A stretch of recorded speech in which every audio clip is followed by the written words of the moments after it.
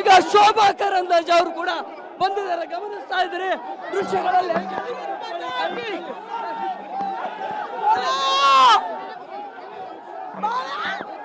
ಅವರು ಕೂಡ ಇಲ್ಲಿದ್ದಾರೆ.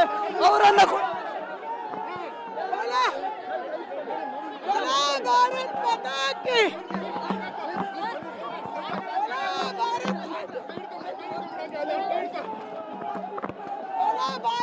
ಶೋಭಾ ಕರಂದ್ಲಾಜೆ ಅವರನ್ನ ಕೂಡ ವಶಕ್ಕೆ ಪಡೆಯುವಂತದ್ದು ಆಗ್ತಾ ಇದೆ. ಈಗ ಅವರು ಕೂಡ ಈ ಒಂದು ಪ್ರತಿಭಟನಾ ಸ್ಥಳಕ್ಕೆ ಬಂದಿದ್ರು.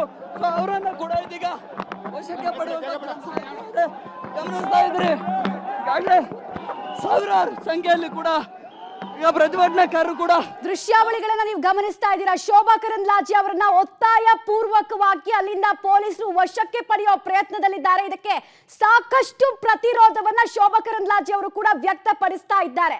ನೋಡಿ, ಒಬ್ಬ ಜನಪ್ರತಿನಿಧಿ ಜೊತೆಗೆ ಸೌಜನ್ಯಯುತವಾಗಿ ನಡೆಸ್ಕೊಳ್ಬೇಕು. ಈ ರೀತಿ ಎಳೆದಾಡೋದು, ಎಳ್ಕೊಂಡು ಹೋಗೋದು, ಒತ್ತಾಯ ಪೂರ್ವಕವಾಗಿ ಎಳೆದಾಡೋದು ಎಷ್ಟು ಸರಿ ಅನ್ನೋದು ಕೂಡ ಪ್ರಶ್ನೆ ಆಗತ್ತೆ. ಕರೆಕ್ಟು, ನಿಮ್ಗೆ ಅಲ್ಲಿರುವಂತಹ ಕ್ರೌಡ್ ಅನ್ನ ನಿಯಂತ್ರಣ ಮಾಡಬೇಕು, ಪರಿಸ್ಥಿತಿಯನ್ನ ನಿಮ್ಮ ಹತೋಟಿಗೆ ತಗೊಳ್ಬೇಕು, ಎಲ್ಲ ಸರಿ. ಬಟ್ ಒಂದು ಸೌಜನ್ಯಯುತವಾದಂತಹ ನಡತೆ ಅನ್ನೋದಿರುತ್ತಲ್ಲ, ಅದನ್ನ ಪೊಲೀಸರು ಇಲ್ಲಿ ತೋರಿಸ್ತಾ ಇಲ್ಲ ಅನ್ನೋದು ಸ್ಪಷ್ಟವಾಗಿ ಕಾಣಿಸ್ತಾ ಇದೆ. ಶೋಭಾ ಕರಂದ್ಲಾಜೆ ಆದಿಯಾಗಿ ಅನೇಕ ಬಿಜೆಪಿ ನಾಯಕರನ್ನ ವಶಕ್ಕೆ ಪಡೆಯುವಂತಹ ಪ್ರಯತ್ನ ಆಗ್ತಾ ಇದೆ. ಸ್ಥಳದಲ್ಲಿ ಭಾರಿ ಹೈ ಡ್ರಾಮಾಕ್ಕೆ ಈ ಒಂದು ಘಟನೆ ಸಾಕ್ಷಿಯಾಗಿದೆ. ಪೊಲೀಸರು ಕಂಡವರನ್ನೆಲ್ಲ ಜೀಪಿಗೆ ತುಂಬಿಸಿಕೊಂಡು ಸಾಕ್ತಾ ಇರೋದು ಕೂಡ ಕಂಡು ಬರ್ತಾ ಇದೆ.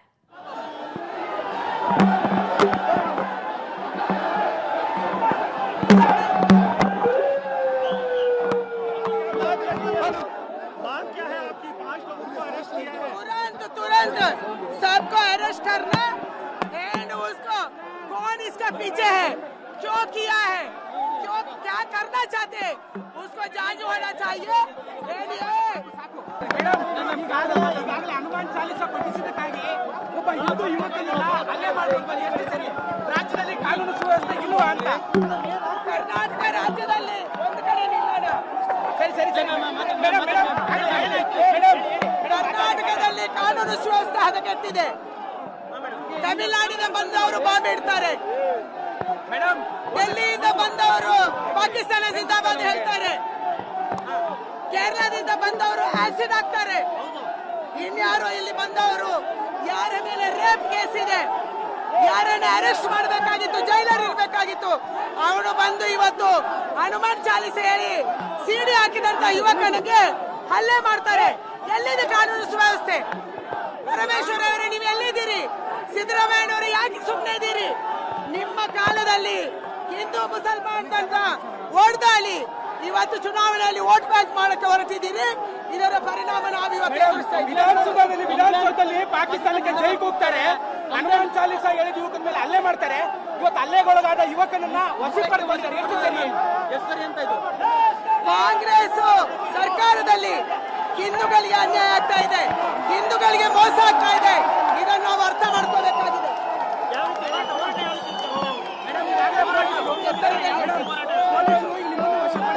ಅಲ್ಲಿ ಅದ್ಯಾವ ಜೈಲಲ್ಲಿ ಇರ್ತಾರೆ ನೋಡೋಣ.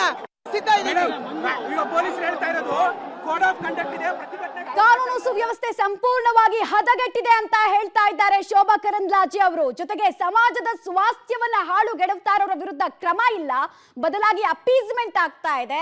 ಆದ್ರೆ ಅನ್ಯಾಯವನ್ನ ಪ್ರತಿರೋಧಿಸೋರ ವಿರುದ್ಧ ಇಲ್ಲಿ ಕ್ರಮ ಕೈಗೊಳ್ಳೋ ಕೆಲಸ ಆಗ್ತಾ ಇದೆ.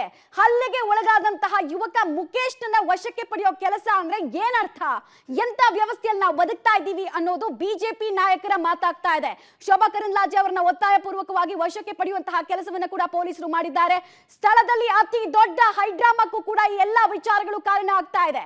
ಕ್ರೌಡ್ ಕಂಟ್ರೋಲ್ ಮಾಡೋದಕ್ಕೆ ಪೊಲೀಸರಿಗೂ ಸಾಧ್ಯ ಆಗ್ತಾ ಇಲ್ಲ. ಬಿಕಾಸ್ ಸಾವಿರ ಸಂಖ್ಯೆಯಲ್ಲಿ ಕಾರ್ಯಕರ್ತರು ಜಮಾಯಿಸಿದ್ದಾರೆ. ಎಲ್ಲರದ್ದು ಆಗ್ರಹ ಒಂದೇ, ನಿನ್ನೆ ಬಂಧನ ಆಗಿರೋರು ಕೃತ್ಯದಲ್ಲಿ ಭಾಗಿಯಾದವರಲ್ಲ, ಅವರನ್ನ ರಕ್ಷಿಸೋ ಕೆಲಸಕ್ಕೆ ಬೇರೆಯವ್ರನ್ನ ಫ್ರೇಮ್ ಮಾಡಿದ್ದಾರೆ. ಇಲ್ಲಿ ಕಾನೂನು ಸುವ್ಯವಸ್ಥೆ ಹದಗೆಟ್ಟಿದೆ, ಇದರ ವಿರುದ್ಧ ಕ್ರಮ ಕೈಗೊಳ್ಳೋದು ಬಿಟ್ಟು ಅಮಾಯಕರ ಮೇಲೆ ಪೌರುಷ ತೋರಿಸ್ತಾ ಇದ್ದಾರೆ. ಇದು ಸರಿಯಲ್ಲ ಅನ್ನೋದು ನೆರೆದಿರುವಂತಹ ಬಿಜೆಪಿ ಕಾರ್ಯಕರ್ತರ ಆಗ್ರಹ ಆಗ್ತಾ ಇದೆ. ಇದೇ ಕಾರಣಕ್ಕೆ ನೋಡಿ ಯಾವ ರೀತಿ ತಳ್ಳಾಟ ನೂಕಾಟ ಎಲ್ಲ ಆಗ್ತಾ ಇದೆ ಅಲ್ಲಿ ಅಂತ. ಪೊಲೀಸರ ಮಾತನ್ನ ಕೇಳುವಂತಹ ಮನಸ್ಥಿತಿಯಲ್ಲಿ ಕಾರ್ಯಕರ್ತರು ಅಲ್ಲಿ ಇಲ್ಲ. ಎಲ್ಲರದ್ದು ಕೂಡ ಒಂದೇ ಆಗ್ರಹ ಆಗ್ತಾ ಇದೆ, ಒಂದೇ ಪ್ರತಿರೋಧ ಆಗ್ತಾ ಇದೆ.